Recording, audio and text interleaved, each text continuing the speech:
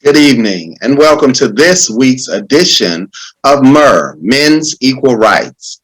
I'm coming to you live from Chicago, the Windy City. Yes, folks, in the wintertime. We're excited about our show today. We believe in 50-50 custody, as you all know. And our guest today is one that has fought for 50-50 custody for quite some time now. He's with us to share his story. You might know him from his great acting jobs with Tyler Perry on different shows on television, or you might know him from the group As Yet, one of the balladeers, a heartthrob. He's here with us today, but I know him as a friend and a person who has a really big heart. Please welcome to the forum, the one and only, Mr. Tony Grant. Tony, hey man, how's it going? Hey. All right, brother. How are you, man?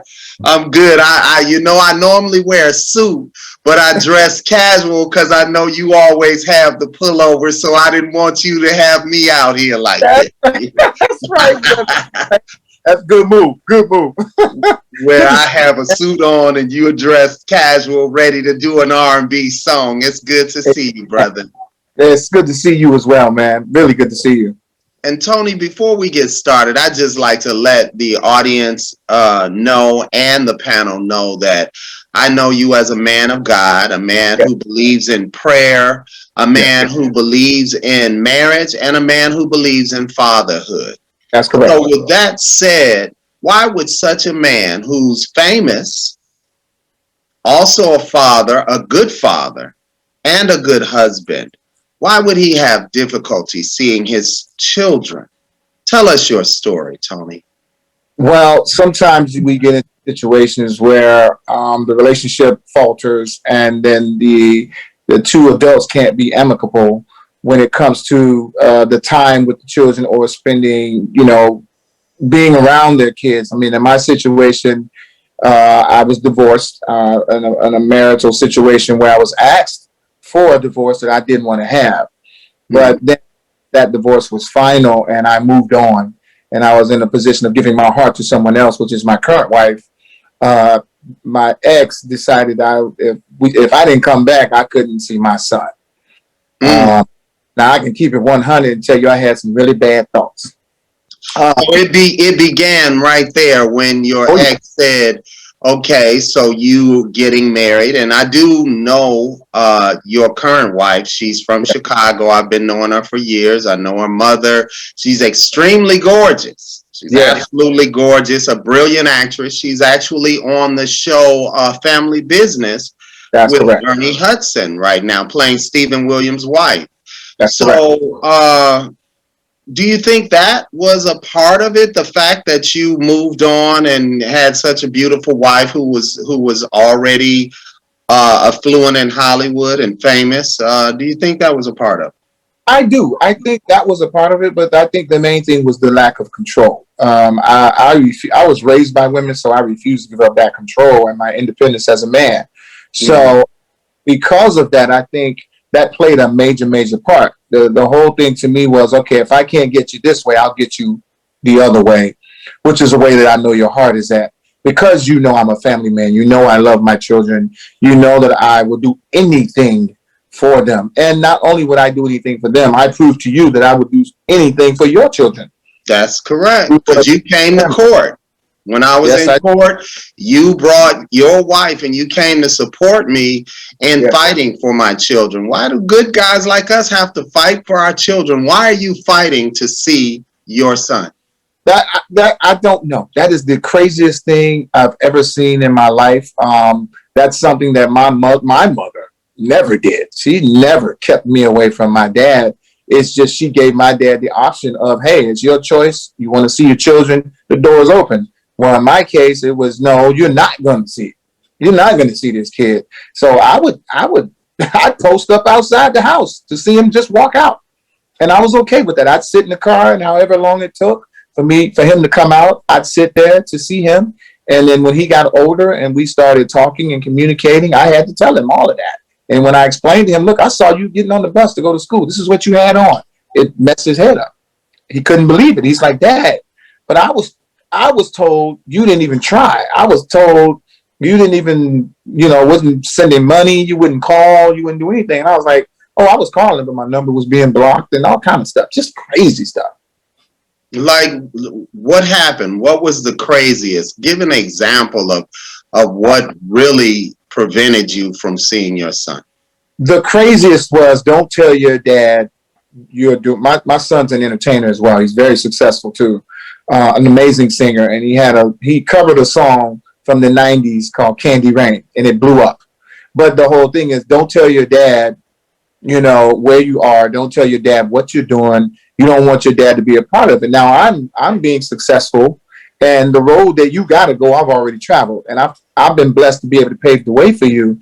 But the amazing part was how I even found out the things that my son was doing was he was being taken to everybody I worked with that helped my career be successful. So you're thinking that you can take him to all my connections and they're not going to recognize that that's my kid. So the crazy part is this kid would go in the studio and start singing, and the producers would go, dude, who's your pops? Who's your dad? You sound just like this guy. You know who Tony Grant is? And he'd say, that's my dad. And it just went from there. So people started calling me, telling me the success and how he was doing and all of this stuff. And I'm reaching out to his mom, and I'm like, look, what are you doing? What is happening? Why in the world would you do this? Why would you keep me away from him? When I can bless his life, I can be a blessing to his life. So why would you do that? There's all kind of excuses. I'm not trying to keep him away. He don't want to see you and blah, blah, blah, blah, all this crazy stuff. So I just said, well, actually I have a praying mother as well. And there was one day that I was like, okay, you know what? Now I'm upset. Now I'm ticked off. And I'm a praying man. And I love God. But that particular day, I was just like, okay, God, you know what? I'm about to move you to the side because I'm about to do something stupid. Mm-hmm. I'm out of this. I'm over it. And I talked to my mother, and my mother said something amazing to me that blessed my life. She said, he knows who you are. Your son knows you. You were in his life when he was born, when he was a youngster. You were his hero at 4 and 5 years old and 6. And unfortunately, y'all didn't make it. But the one thing you cannot make him do is choose between you two, because you're going to lose that one. Because he's with her. And I said, but Mom, this doesn't make any sense. I want him to be a part of my life, and I want to share. She can't teach him how to be a man. She said, well, guess what? He's going to become a man. So when he becomes a man, he's going to call on you. Just make sure you're ready. Make sure you're prepared. And it happened exactly like she said. He got older. He called on me. Now he comes around every chance he gets. He got his own place, got a car. He calls me for advice. We talk about the entertainment world. I refuse, though, to let him disrespect his mother, even though sometimes he gets really, really angry about some things that he found out that just wasn't true. And I think the most hurtful part is the feeling of, I could have had this time. I could have been with my dad, and I've been misled. And so I have to keep pouring into him now to keep his mind focused on what it is that he desires to do and how we build our relationship. What was one of the most hurtful things that he was angry with his mother about, that he had been told that wasn't true? One or two of them. That I was a cheater, that I cheated on his mother. Well, what does that have to do with him? That has nothing to do with it. Because that was the excuse that was given to keep me away from him. Mm-hmm. So that excuse was given to keep me away from him, that I was a cheater, I was an abuser, that I was violent, and I put my hands on all these, just a bunch of ridiculous stories. The same story. It's not just, you, Tony. It is every man that comes into the courtroom, and sometimes women that come into the courtroom. They're vilified, and the narrative is controlled concerning them as well. But majority men, and it's the same story. Your father's violent. He abused us. He beat me. He beat you. He was a cheater. Let me say this to the public, that during my marriage, what went on between my wife and I had nothing to do with my children. And if you want to know the actual truth, my wife was caught in the game way before. I was never in the game caught, but I was in the game because she was in the game. So we were both in the game. We talk about what's real. That is fact. But that has nothing to do with your ability to be a good father to your children, and nothing to do with her ability to be a good mother. If we decide to part, my wife and I were separated for years, and a lot of people didn't know that because we lived in the same house. Did you do the same thing, or you got out? No, I had been asked to leave for years. I'm going to say at least 2 years. I was asked for a divorce, and I was just like, no, I'm not doing that. So you was trying to work through it. I was trying to work through it. I'm like, I didn't get married to get divorced, and we got these kids. I mean, what are we talking about here? I mean, come on.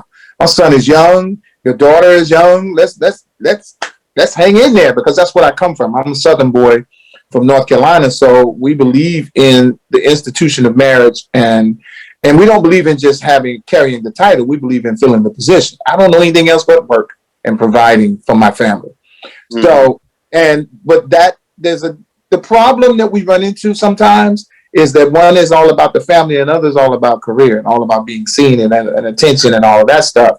And I don't want to bash anyone in that respect, but I'm all about putting my family first. That's my dream. That's where my heart is at. That's what I'm all about. That's why when we transitioned, and for me to get remarried to my current wife, we don't have no struggles about being apart and divorcing and all this kind of crazy stuff. And we're not violent with each other and none of that. That's not even my character. That's not who I am. So to put that label on me, that was one of the things that almost sent me over the top too. Mm-hmm. Is, you know, that's not me. That's not who I am. But why would you use this as a tool with my son when you know my son loves me and I know he loves you? I know he loves you. So I'm not tell him anything that's going to make you even look bad. I wouldn't do that whatsoever. But you don't hesitate to do that to me. And children, when they're young, they're impressionable. Yes. So how did it affect you living in a household with a new wife? Him living with his mother, did he ever come to live with you at any time or stay with you and your current wife? He was never allowed to do that. Never allowed to do that. He was made to feel very bad, very guilty if he came over. He didn't, I don't want you around her. I only want you around him. It's all of that, which is so foolish. And of course, it hurt my wife because she's a family-oriented woman too as well. And I know her children. So I'm around them and I'm loving on them and they're loving me. And she's like, why can't I be around, your children? I just don't understand. This is crazy. And I'm willing to do whatever. I'm willing to talk to her and we come to an agreement or whatever. And I would never try to discredit anything that she does, as far as rules and regulations for her child. And I said, we're just going to have to wait. We're going to have to wait till he gets old enough and move out and make the decision on his own. And he did. I was so grateful, and I've been so grateful to God because he turned it all the way around. I mean, what the devil meant for bad, God turned it out for good for my life. And when I tell you the hurt, though, the hurt and the anger and the frustration and I almost felt like, sometimes I just felt like God was mad at me. And I was like, God, what did I do in my past that warrants me to deal with this? Mm-hmm. What in the world? I grew up in a family and I love my kids. I adore them. And this is the craziest part about that is I once adored her. Yeah. I once adored her. So for you to turn on me in this manner and then put these rumors out here and I'm listening to people, they're telling me this stuff and I'm going, what? Wait, she said, what? How? I'm the father of your child. Why would you put that? How do you do that? But I refused to come back with it. But there was one point though, I ain't gonna lie to you, but I was like, okay, you know what? I'm ready to handle this because this is ridiculous. And it was a situation as well where my son was around some bad people. Mm-hmm. He was stuck in the middle of some bad people that had been connected to him, not through me, but I had to make my appearance known, and I had to let them know, look, the Lord blessed me to bring him in the world, and I'm gonna tell you now, I'll die for him. But I also want to understand that, and I mean that. That's my blood, that's my seed, that's my son. So we're gonna either get it together, or this is where we're gonna end up. And thank God we got it together and moved on. But even still today, my ex and I, we don't even speak. We can't even talk to each other. I'm open to talk, speak, whatever. I'm like, look, let me call, see how you doing. You're the mother of my son. But can't get past it. What is it that you think? I know you don't know, but what do you think she's so holding on to all of this anger towards you for? What do you think that's about?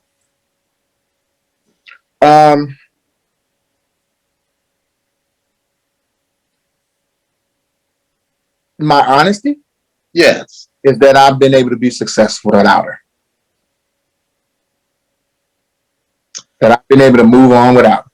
I don't know what it is that women want us homeless and crawling in the street dying when we break up. And that's not all women. Let me say that because I know Lala's going to have some things to say in a minute.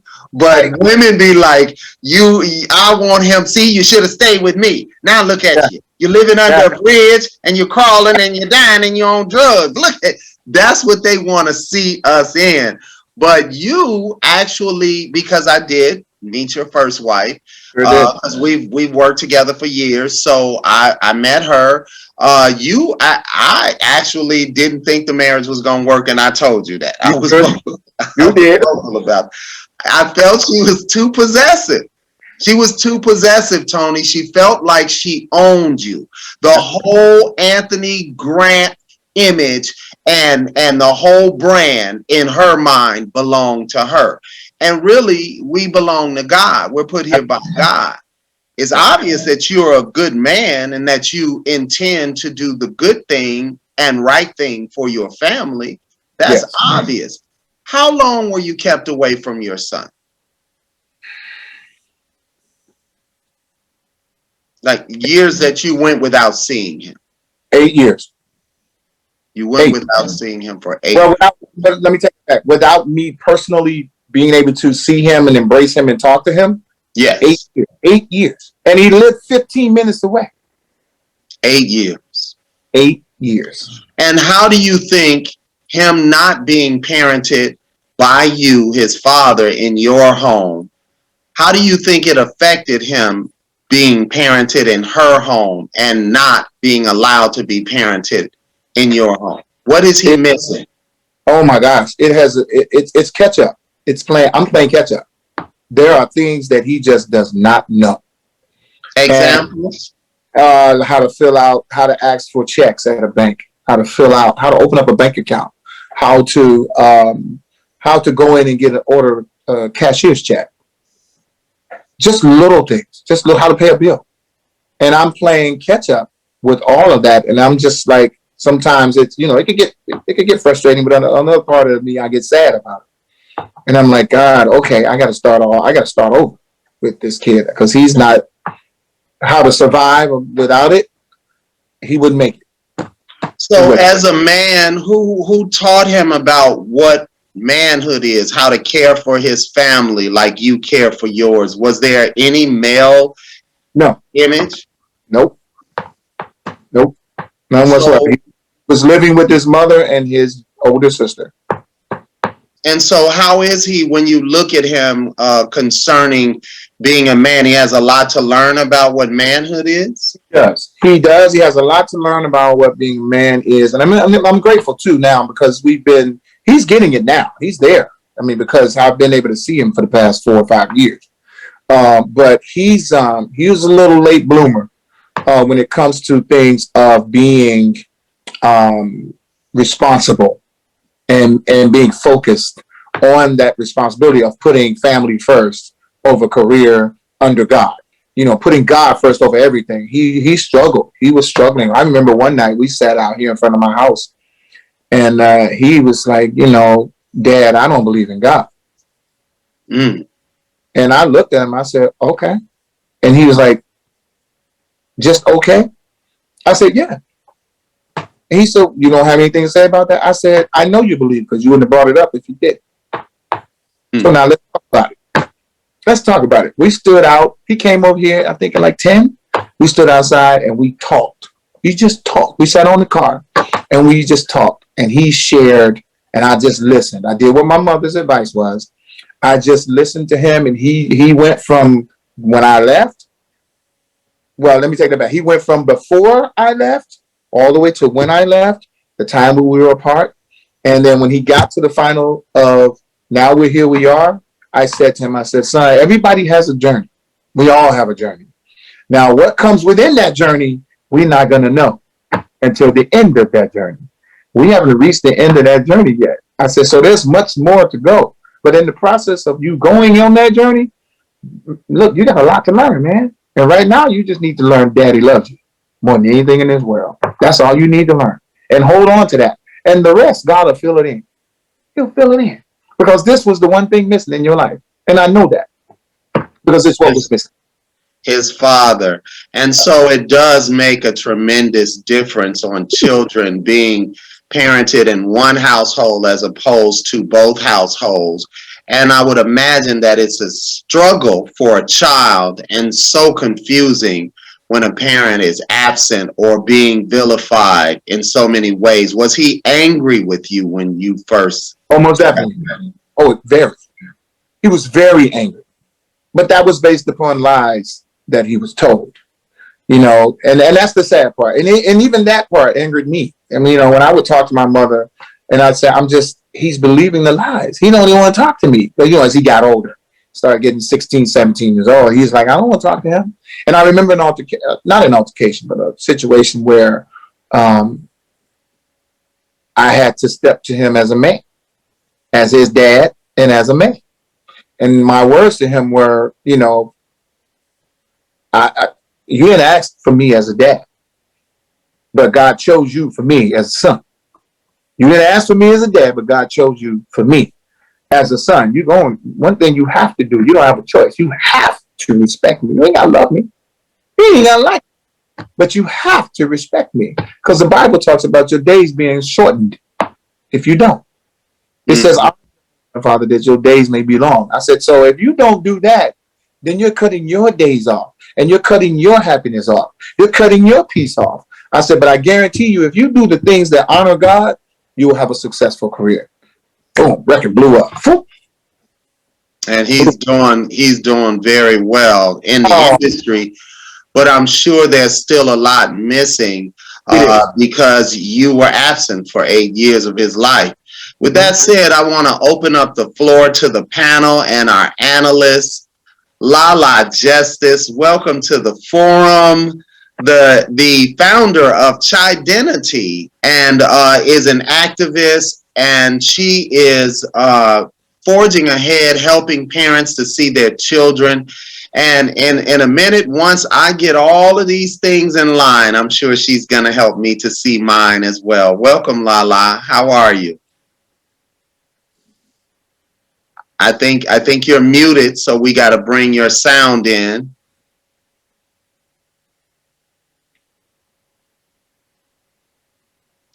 We can't hear you right now. I can't hear you.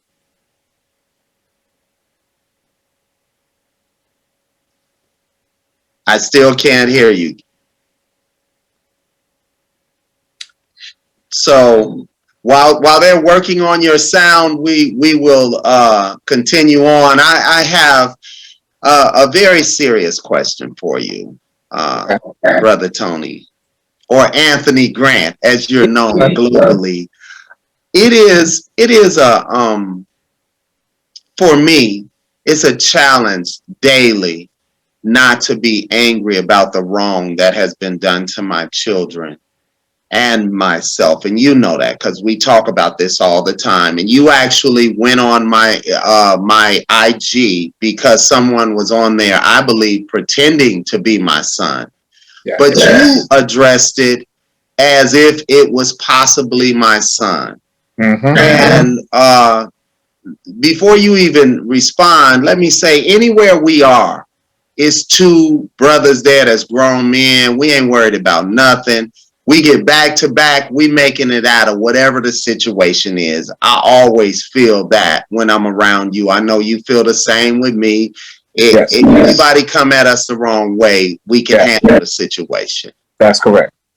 It angers me that I couldn't be there for my son. It's going on 8 years now to raise him to be a man, and my two beautiful daughters. What do you do to deal with your anger? I pray. I'm constantly praying because I still have some. When I see my son and I see that distant look in his eyes of not knowing how to do certain things, I have to fight back the tears. I have to fight the anger, and I have to check myself and saying, okay, let me keep my mouth shut because I'm ready to go to just pull up. You know what I mean? Mm-hmm. Pull up and say, what was going on with you that you just had to do this? So I pray. I try to keep myself busy. But mostly, man, I pray and I say, God, you got this because I'm not man enough to deal with this. Mm. You didn't give me the type of heart to just abandon and not deal and not have compassion for my children or anybody's children. I don't have that type of heart. So for me to have to suffer with my own, it's like I'm ready to tear up some stuff and go, okay, now you know what? I'll deal with the consequences later. But I thank God for growth. Thank God for growth. Thank God for maturity. Thank God for looking at him. Because I know if I hurt his mother, if I do something to his mother, if I hurt his mama emotionally, and he sees that I do that, he may never speak to me. Mm. He never. But it doesn't matter how much his mother has hurt you emotionally, and that's what disturbs me. It's as if your feelings and your thoughts and you don't matter. And the worst part about it is when people say, this is my child. No, this is our child. That's real. I gave this child or these children to both of us, not just you and not just me. And I'd like to hear Lala chime in. Lala, do we have sound for you now? Oh, we should. Can you hear me? Yes. Wonderful. There she is. Lala Justice, Tony Grant. Thank you. I Miss Justice. Yes, ma'am. Mr. Grant, wow, amazing story. And the fact that you're still able to maintain being neutral is admirable, I will tell you, because most parents can't stay neutral. They're caught in the conflict and they can't really see their way out. It's typically one or the other. So it's really good that you're still maintaining that neutrality today. Mm-hmm. And so how old was your son when the divorce happened? He was, well, we split when he was 10. Oh. And divorce became final when he was 12. Wow. And during the, were there court proceedings, I assume? No, I know that. We didn't have to go to court or anything. Let's put it this way. My ex was blended race. Let's put it that way. She was a blended race. So I knew if I went to court in that situation, nah, I wasn't going to have a chance because she was a very good actress. Very, very good. And I was a man working on the road, you know, doing shows and concerts and plays and things of that nature. So I was a good provider, taking care of my family. But when it came down to the courts here in California, I'm going to say the courts in California, that's a different kind of beast when it comes, because I've watched different ones. Some friends of mine have to deal with the court system here, and then watching Evan, his situation, and another buddy. And when it comes to a black man, an African American man here, it's different. It's a little different. Wow. So at the time of your divorce, though, did the courts give you like standard visitation, and No. she wasn't abiding by, she got sole custody on the first go round? Full custody. Yeah. Yeah. Yeah. And that was nothing. I had no history of nothing. I have never been to jail, never, no nothing. No drugs, never. Anything. Nothing. Wow. But I think, and you know, the fact that I was on the road, though, my career is me traveling on the road, and how I made my income was me traveling. So of course, they're going to look at her as being suitable because she had a stationary place for him to live. But of course, I was paying for it because she didn't work. Yeah, so that was going to be my next question was, so they didn't have a problem with you paying child support or alimony or anything like that, but didn't give you any visitation rights. Right. None of that. I didn't get any of that. It was a very, very difficult time. Very difficult time for me emotionally. It was a difficult time for me. And you know what? I'll tell you something that I did. There was a point during that time where I was homeless. I was sitting in my car, and I just prayed. I did. I talked to God, and God just changed everything. It's like in a flash. He just changed everything for me, and my life changed. My career changed. My relationship with my children. Anthony was my youngest. He was the one that I couldn't get to him. I couldn't see him. I couldn't anything. And then I remember when he turned 18, he invited me out. He called me and invited me. And he was like, "Don't tell mom." He called, invited me. He's like, "I'm performing in Alabama." And I was in Atlanta. I was like, "Oh, I'm there." And I drove. I jumped in the car and drove 2.5 to almost 3 hours. And I drove. And I was so proud to be there. He's like, "Just don't tell mom." And let me interject for a second. That is beautiful that you were able to see your son, but it is also sickening that a mother would say something to her child about seeing the father, their own father. Don't stay away from your father who's a good man. And it's not like you're someone that people don't know of. All they have to do is Google your name. It's sickening to me today. And I'd like to say to the public out there that tune in and view this, if you are a woman and you're struggling with that sort of mental illness, it's unfortunate and you need to seek help. Or if you're a man who is parental alienating a woman from her children, it is sickening. You are sick and you need help. And more than anything, you're damaging your child. So tell me, Tony, how did the child, being your son, being just parented by her, how did it affect him mentally and emotionally? Well, mentally, it definitely affected him because he felt neglected in a sense by me. And then he felt defeated and cheated because of the lies that he found out later that were exactly what they were. They were lies. And one of the things that I learned is this. If I'm telling the truth, I don't have to defend that. If I'm living my truth, I don't have to defend that. So I'm just going to continue moving in that direction. And the truth will always trump a lie. And it did. And when it trumped the lie, he was so angry and he was almost hysterical.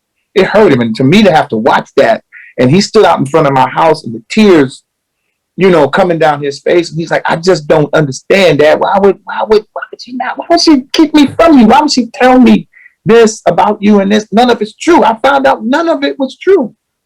And there were other siblings. There were other siblings that were, not my children. They weren't blood children, but they told him the truth. They told him, I was like, "That's not true. Tony was great. He was great. He took care of us." Did you find Mr. Grant, as far as the other siblings, like that integration, like how that affected him over time? Yes. It has affected the relationships over time with other siblings. I have children in North Carolina, and that she even kept them away from them. So I had to bridge that gap. Once he and I was able to come together, I bridged that gap, and I was able to get him with his brothers and sisters, and now they have, you have great relationships, but it's not where he's the driving force in reaching out to them and things of that nature. It's the other way around.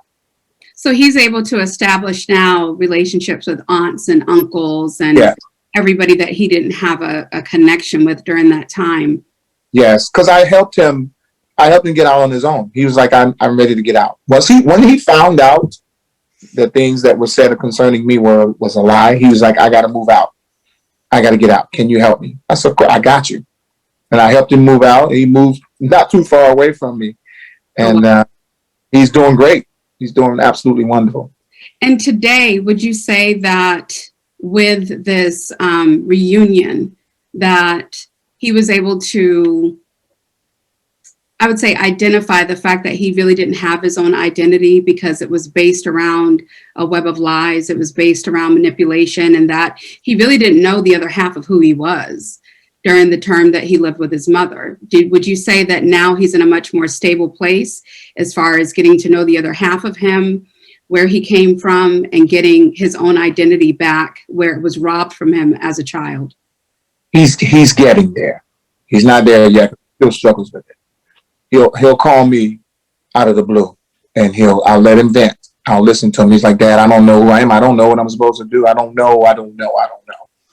And then I'll talk to him and ask him what he's feeling. And then when he tells me what he's feeling, I'll expound on, you know what, you got, if you don't feel that you can talk to me, you got brothers and sisters closer to your age. They're more than happy to talk to you. And because the young people today, some of them, they Pop, you old school. You told this, that kind of thing. So, but he's battling that, finding that true identity of who he is. He's 24 years old, so he's battling knowing the kind of man that he is. Lala, in that time, the 8 years that Tony Grant was in court and not seeing his children, what would you have suggested? They gave her sole custody as they fought. So I fought them valiantly to stop her from getting sole custody, and they fought me. So the court, I wasn't fighting against her. I was fighting against the court system, a group of attorneys, the clerks, just everybody. They valiantly did everything they could to take my children out of my life. Tony said he didn't stay. He said, this would be a ridiculous fight for me. I'm just going to let God handle it. What could he have done, if anything? If anything, because thus far I've been unsuccessful. And so every time I go into the courthouse, I know I'm in the devil's den of corruption. What could he have done differently? Well, I think that he was already paying. Most men don't know really how to advocate for their rights because they don't want to deal with the court battle. And so I think if he could have turned back the hands of time, the fact that what appears to me is that she definitely did an abuse of power. She more than likely probably expected you to pay and make sure that everything was consistent on time, but didn't give you the access. And the access and possession is a very general, strict rule across the board, but most people don't know how to voice the fact about access and possession because it's a violation. Can't ask to pay, but not provide access and possession. So whether you had access and possession by way of visitation, whether you had access and possession by way of showing up to school activities, you have a right to that access. So I would say if she wasn't giving you the time, there would have been other areas that you would have had rights to time, such as school activities, any extra activities that he may have been involved in. The school can't say no because they have a judicial order that says, hey, well, we have to give them this access unless you can show us something different.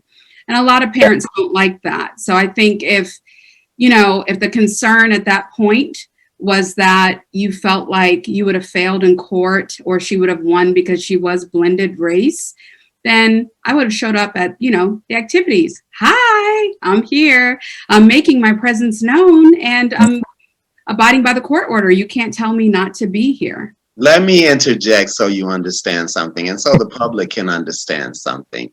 What Lala said is wonderful. If you're a black woman or you're a white man or you're an Asian man or a Latin man or any other type of man other than a black man, every time I took access, not one, a cavalcade of police showed up.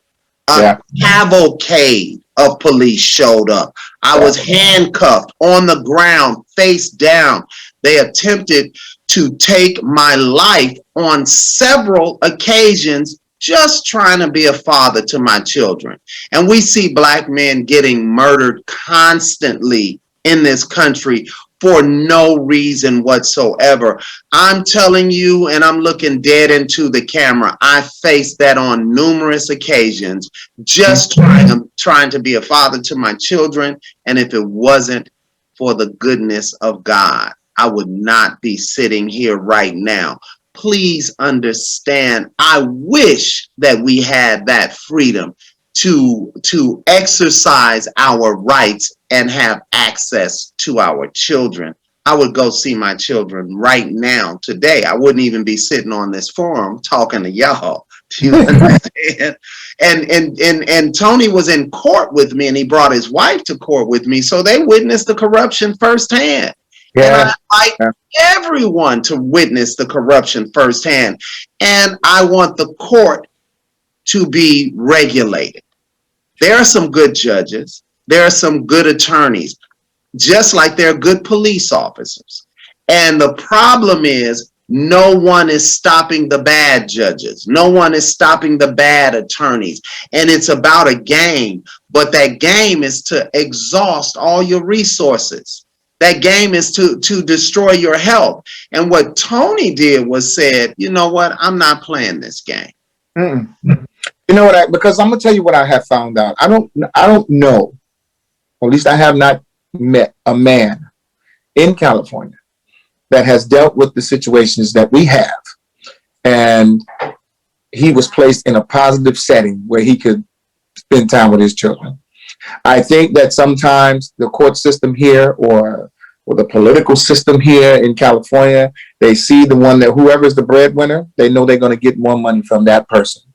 And it becomes a situation where they don't care anything about the relationship between the man and his children. I went to court over my son, and I told the police officers, because I went to court over my children for disciplining them. And I told the police officer, I said, look, as long as he's under my roof, I'm going to discipline him. I'm not going to allow you to point a gun at my son and he not know what to do. I said, I'm not going to allow it. So I'm going to go ahead and discipline him and direct him in the way that he should go. And the judge told me, she said, you cannot discipline that boy. I said, then I'll tell you what you need to do. You got any children?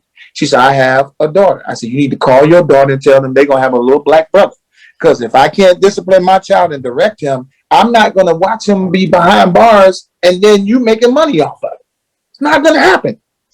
You know what? Even further than that, this is my problem. Because when they said that to me, I said, well, then why you got all these sheriffs in here?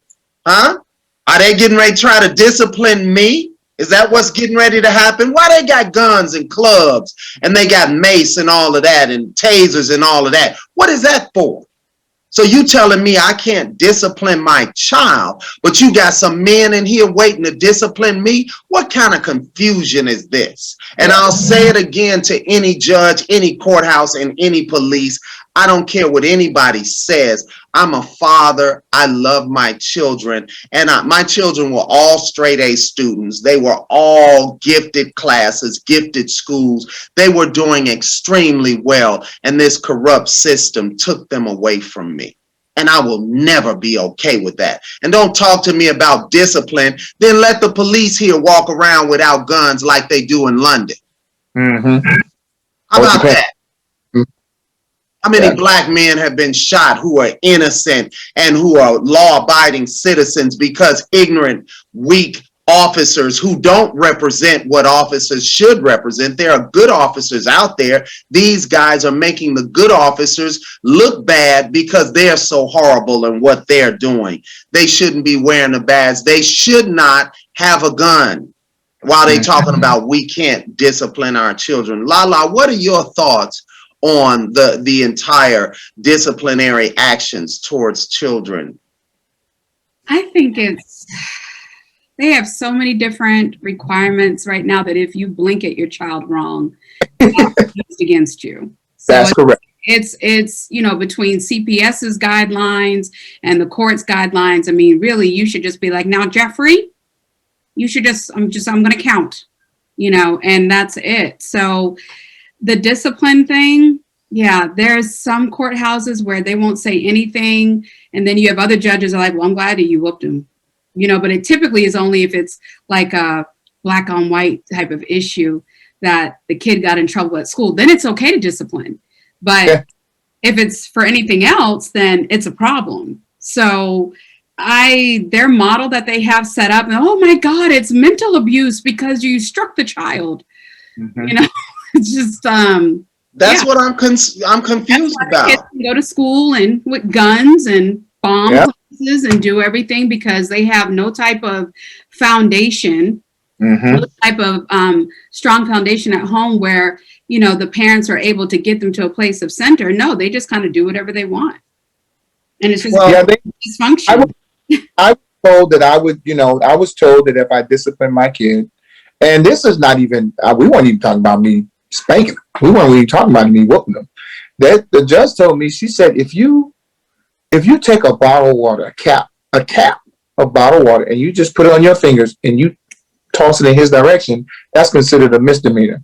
I said, oh, wait.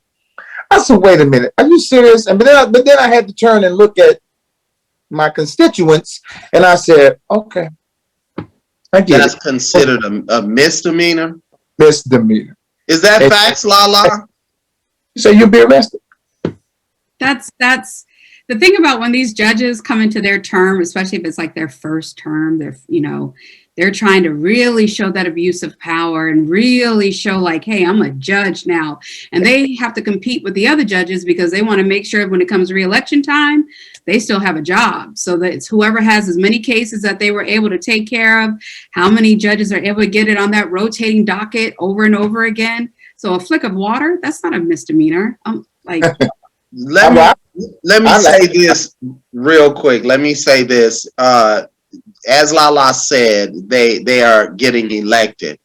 We have to start voting for these judges, finding out who these judges are and voting for them. And we have to try our best to get family court completely regulated. This preponderance of the evidence is complete foolishness. We need them to be regulated and someone watching over them constantly so that they can stop destroying families. I guarantee you there are way more families destroyed than there are families who have been helped with family court. And it's definitely not in the best interest of the child as they say it is. Lala, in our situation, men like Tony and I and people out there who would be viewing that have the same situation going on currently, what would be your suggestion, since you are a person who has graduated from law school? What would be your suggestion if they were to go to the court? What would you suggest they do? I think you have to be very creative because, the court bases everything off of strategy. And I've always told people that. And then on top of the strategy, they bank on you not knowing what your rights are. So you're actually walking into the court system, first go around vulnerable, not knowing which way the outcome is going to be. And so for men, especially whether they're Hispanic, whether they're African American, I'm like, listen, before you go in that courtroom, you need to be stuck on strategy for a minute, because that's what it's going to be about. And each side is going to get a magic bean. And I've always said that. And so I think because the odds are, oh, well, you beat her, or, you already need to step into court and be like, and so here's my psych eval. I went to go see 3 shrinks, had 3 evaluations done. I'm not violent. By the way, here's my, report card, high school diploma, this, and this. No signs of any violence. Like, you have to kind of be ahead of the game, because the judge is already ready to rule against you. The other attorneys on that side that they've already paid into his election, they're already prepared. He may have even already signed the order before you got into the courtroom. But it's hard to argue a fact. So if you're already stepping into the courtroom and you already have your checks and balances, like, well, before we get into the fact that I'm violent, I just want to let you know we have 3 doctors here that are going to be testifying today on my behalf. And they're going to let you know I've completed a psych eval, and I'm also in therapy, and I've also got my new family in therapy too. So what's up? So you're saying be ahead of the game. What are your thoughts on children being parented in different households? How does it affect the children, Lala? Let me tell you, that duality, those two homes, 2 different rules. I mean, that's why I said, Mr. Grant, that I really admire the fact that you're neutral, because one child will have a level of communication of like, oh, well, your mom makes you go to bed at a certain bedtime. Tell you what, we're just going to let you stay up. Just go to bed when you feel like it. Right. You know, so it becomes this competition to where one parent has to maintain that neutral stance no matter what. And also making sure that they stay out of the conflict, because a child is going to come back and say, well, mom said this or dad said this. And I'm like, you know what? Did you notice where you are? Look at that. You're in my house. It's a completely different set of rules here, you know? And then you kind of have to make it fun, which is what I have to do for my child. Like, you know, hey, this is a new adventure. You're in a new place, you know, so that they can not focus so much on the fact of the difference of the home base versus I'm at this house and I have this adventure, and now I'm at the other parent's house and I have this adventure, because kids don't know how to process conflict. They're only processing what's being given to them in that moment. So I can tell you, we make it an adventure. We have to, because sometimes I want to scream. Being honest. Yeah. You know, for me, I thought about my kids first. I thought about my kids, and like I said, I refused to make them choose, because I was going to win that. I was going to lose that battle. I knew I was going to lose it because he was with his mother. He was living with his mother. So I refused to say anything negative. And then in his defense for me, he was able to say, Mom, he has never said anything negative about you, but you've told me nothing but negative about him. Mr. Grant, can I tell you, being a child of divorce, that, like you said, the truth comes out and kids naturally want to search. They feel that 50% of that other void, like a tug. They want to know the other side of them. So while it may have been something that you felt like you needed to defend, I can assure you that not so much. The other parent ends up having to defend because they lied and they manipulated. Yeah, that's exactly what happened. You're exactly right. Yeah. And so today, Tony, your relationship is growing and building with your son, and you're playing catch up. How do you get over the hurt of the years that you lost when you see him? You didn't get a chance to teach him to play football. You're an athlete. You didn't get a chance to teach him to play basketball and ride bikes and do all of that. How do you get over the hurt of that? I do it now. I focus on, because he's still got that little boy inside of him. He hasn't grown out yet. So I focus on now. I don't think I'll ever get over that. I really don't. I think God would just have to put it in its right place. But I focus on now. The time we have now, I acknowledge, and I'm excited about every time he calls me. Every time I see his name, he can hear the excitement in my voice. Every time he calls me and says, Dad, I did this new song. I want you to check it out. Give me your opinion. Or every time he calls me and says, I watched one of your shows, Dad. I know what it is now that people draw to you, why they draw to you. He just called me the other day and he's like, Dad, I sat down and I studied all the plays that you were in, and I get it now. You don't really care about how it sounds. You care about how people feel from hearing what you sing. I said, exactly. I said, that makes all the difference in the world. Everybody can put a sound in. I said, but when you got to put your heart into it, you leave that out in the audience, and then they can feel you. You're bringing them into your world. And it works the same way with me as being his dad.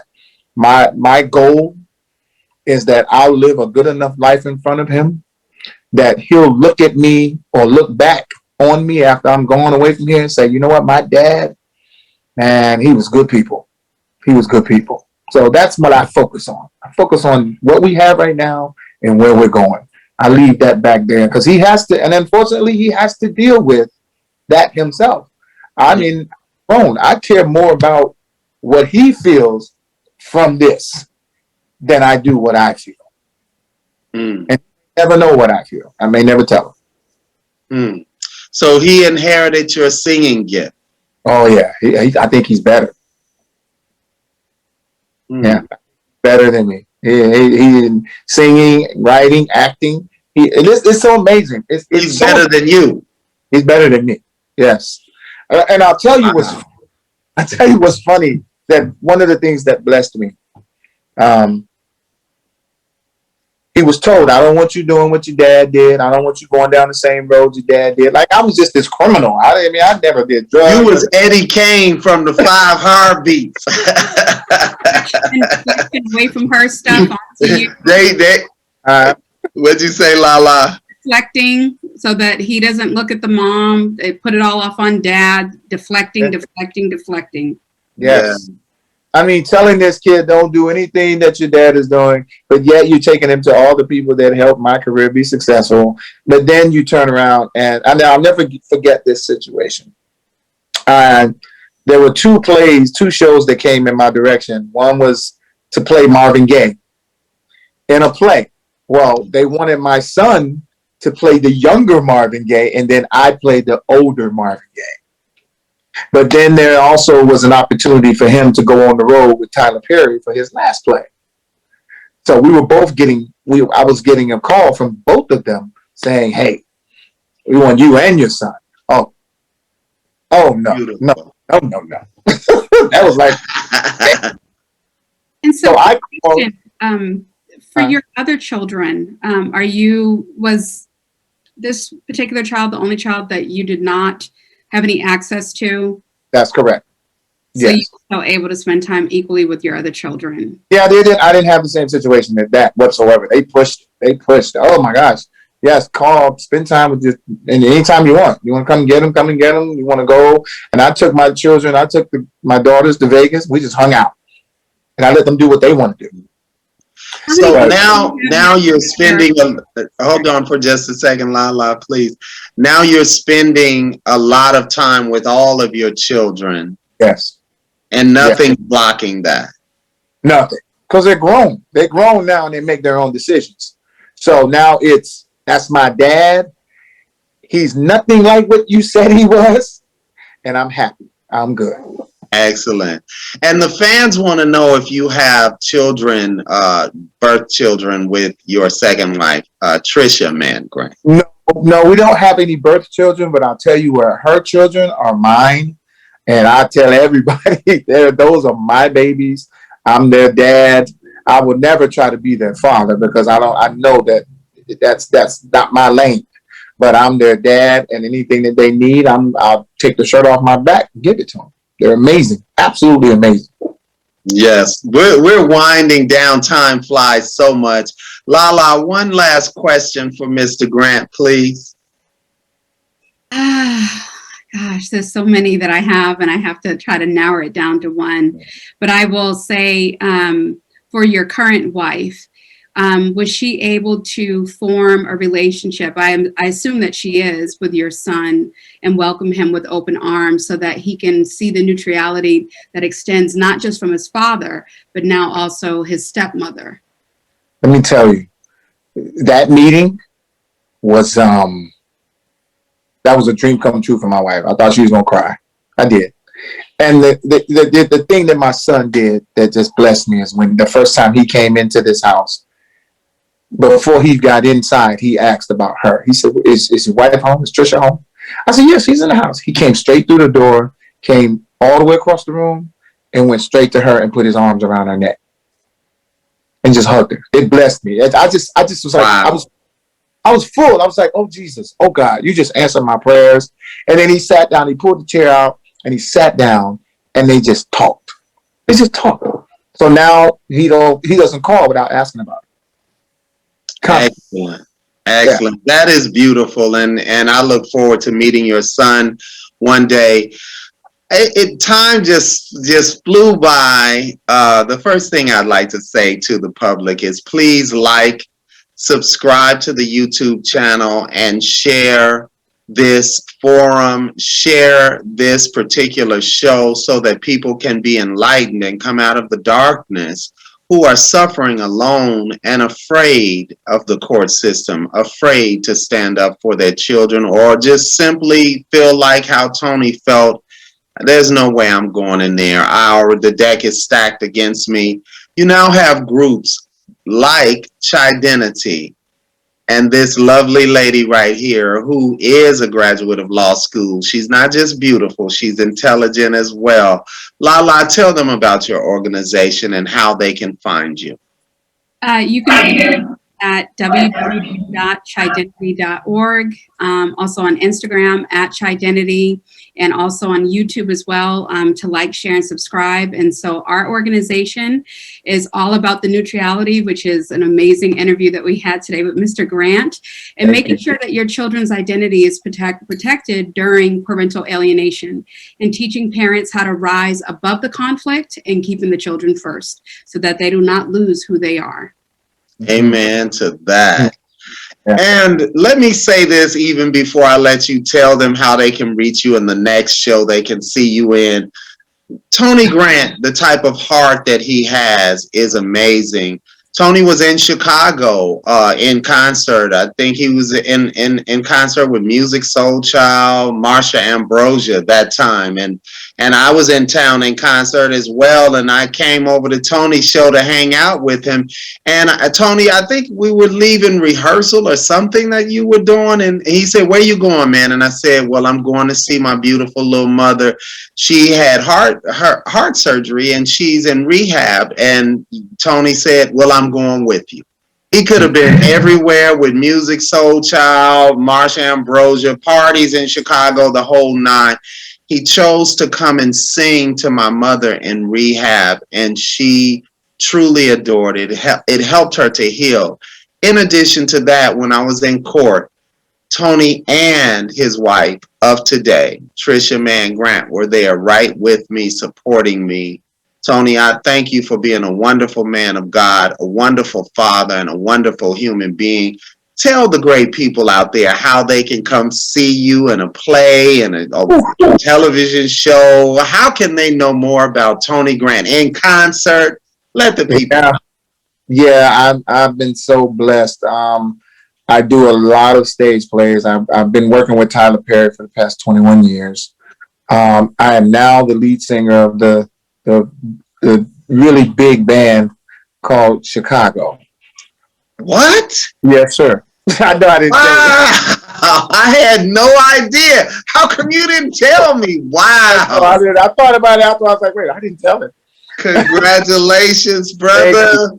Looking with dates like crazy, setting up for the future. I'm working on 2 television shows where I'm co-writing, as well as one of them I'm the lead in. There's so many wonderful, amazing things that are on the rise that are coming out, whenever God decides that it's time for them to come out. But I will put it this way. I'm not heavy on social media. I just don't believe that I need to push that as much. I think God has ordered my steps already, so I don't need to push that. And I think that, so if you see me, it's mostly because my fans are posting stuff. But I can be seen on Instagram at tgrant621, or on Facebook at Anthony Grant or Anthony Tony Grant on Facebook. But I can be seen there, or you can Google me. I hate saying you can Google me because I feel it. But I can be seen in those areas, or you can see my beautiful wife. You go to her page, Trisha Mann Grant, you'll see me all over it. I don't mind. I'll come and say hello. If that's okay, just come say hi, baby. Okay. Just come on, say hi. Wow. Come on. You look good. You're perfect. There she is. Beautiful. There's my girl right there. you. Ladies and gentlemen, Tony Grant, Trisha Mann Grant. Go ahead and say it, y'all. We are the... I'm Tony Grant. I'm Trisha Mann Grant. And we are The Grants. All right. I love it. A beautiful couple. Thank y'all for bringing me such joy seeing you. We always have a great time when we see each other. We're over time, but it was well worth it. We'd like to thank you guys for tuning in to Men's Equal Rights. Please like and subscribe to the YouTube channel. We will see you next week at the same time, 8 p.m. Pacific Standard Time. My name is Evan Lionel. Thank you for tuning in. God bless.